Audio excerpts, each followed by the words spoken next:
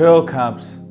Everyone used to see ads for cool camps on the back of a pack of Frosties, and we were all bitterly disappointed when we got there and found out it was just sports.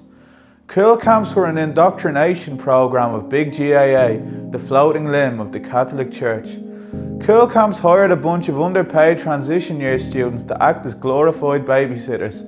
It was a conspiracy to get kids away from their parents for a few hours so their parents could focus on making more kids, inevitably sending them to the camp. This created a never-ending conveyor belt of procreation and disappointment. Cool camps were where childlike wonder went to die, usually murdered by one of the kids' drunk parents who showed up and saw you lost in midfield, 7 years of age with the ball in your hands, roaring at you to drive it home. Kids who went to cool camp were on a strict diet of those little bottles of cadet they were given at lunch, because GAA wanted us to be active, but also wanted us to be slightly unhealthy to thin out future competition in the sporting industry, eventually creating unfit specimens out of potential athletes. This is allegedly the last place where bottles of cadet were ever recorded, around the same time the crack epidemic came into Dublin, which turned out to be a far more efficient method of immobilising the youth. Some of these kids sought secret refuge in torrential rainfall as the downpour blended in nicely with their tears.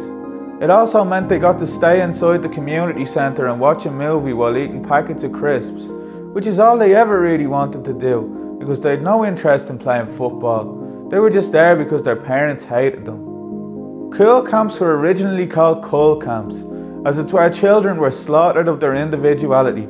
They did this by giving everyone a school bag as a parting gift. This seeped a sense of sameness into the student body every September, a fear-based collective identity brought to life by the GAA. Cool camps had a reason you grew up to sell your labour for a wage that you won't ever live comfortably on. Cool camps are the reason you settle for less than you're worth. Cool camps are the reason why nothing you do brings you joy anymore, because every time you try to rise above the structures of oppression, you crumble beneath the shackles society. What are you talking about? People need to work to live. How does that have anything to do with cool camps? We're not working to live, we're living to work. Empty specks of dust helplessly floating into oblivion. How do you expect us to live when it feels like we were just put here to survive? Measured moments in clock-in time, days off dead to the world brought to life by Netflix asking us are we still there?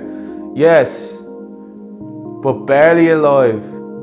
Daydreaming of a future where we'll have enough money to waste an entire weekend spending time. If you went to the cool camp and you're watching this now, my question is, did you ever really leave?